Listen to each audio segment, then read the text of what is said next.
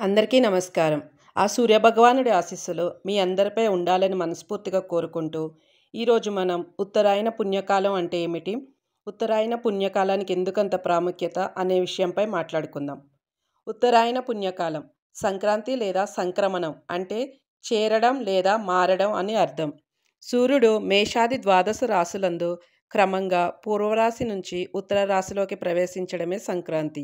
రవి మకర రాశిలోకి ప్రవేశించినప్పుడు ఎవరైతే స్నానం చేయరో అలాంటి వారు 7 జన్మాలు రోగిగా దరిద్రునిగా ఉండిపోతాడని భావం. పురాణాల ప్రకారం సూర్యభగవానుడు ఈ రోజునే తన కుమారుడైన శని ఇంటికి వెళతాడు. అయనం అనగా పయనించడం అని అర్థం. ఉత్తరాయణం అంటే ఉత్తరం వైపు పయనించడం అని అర్థం. సూర్యుడు భూమికి కొంతకాలం దక్షిణం వైపు పయనించాక దక్షిణం వైపు నుంచి ఉత్తరం వైపు పయనం ఆరంభిస్తాడు. సూర్యుడు పయనించే దిక్కును బట్టి దక్షిణం వైపు ప్రయాణిస్తున్నప్పుడు దక్షిణాయనం అని, ఉత్తరం వైపు పయనిస్తున్నప్పుడు ఉత్తరాయణం అని అంటారు. ఉత్తరాయణం పుణ్యకాలం అంటే దక్షిణాయనం పాపకాలం అని అర్థం చేసుకోకూడదు. దక్షిణాయనం కూడా పుణ్యకాలమే. అయితే ఉత్తరాయణం విశిష్టత వేరు. ఉత్తరాయణంలో లయకారకుడైన పరమశివుడు మేలుకొని ఉంటాడు. ఈ కాలంలో వాతావరణం ఆహ్లాదకరంగా ఉండడం వలన పుణ్యక్షేత్రాలు తీర్థయాత్రలకు అనువుగా ఉంటుంది.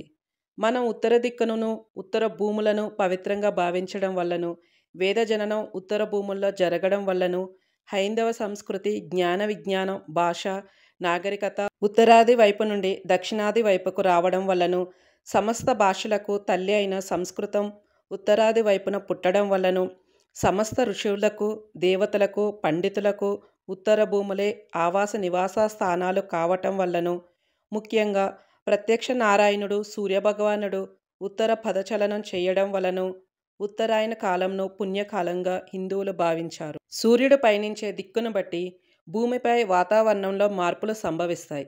సూర్యుడు సంవత్సరంలో 6 నెలలు ఒకవైపు అనగా దక్షిణం వైపు, మరో 6 నెలలు ఒకవైపు అనగా ఉత్తరం వైపు పయనిస్తూ ఉంటాడు.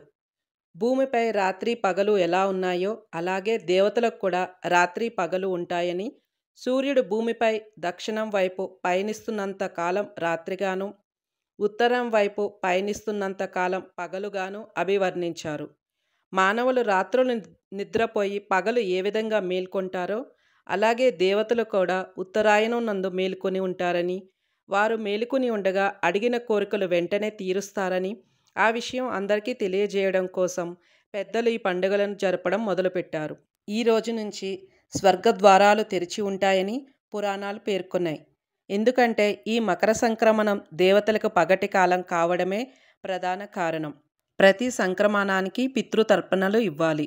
అయితే 11 సంక్రమణాల్లో ఇవ్వకపోయినా ఈ మకర సంక్రమణం సందర్భంగా మాత్రం తప్పకుండా పితృతర్పణాలు ఇస్తారు. ఉత్తరాయణ పుణ్యకాలమైన సంక్రాంతి రోజున చేసే ఏ దానమైనా శ్రేష్టమైందని, ఉత్తరాయణ కాలంలో చేసే దానాలలో ధాన్యం, ఫలాలు, విసనకర్ర, వస్త్రం, కాయగూరలు, దుంపలు, నువ్వులు, చెరకు మొదలైనవి ఉత్తమమైనవి.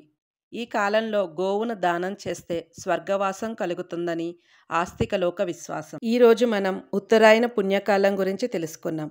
నెక్స్ట్ వీడియోలో దక్షిణాయనం గురించి తెలియజేస్తాను. మీకు నా వీడియో నచ్చినట్లయితే సబ్స్క్రైబ్ చేసి నాకు సపోర్ట్ చేయండి. Thank you.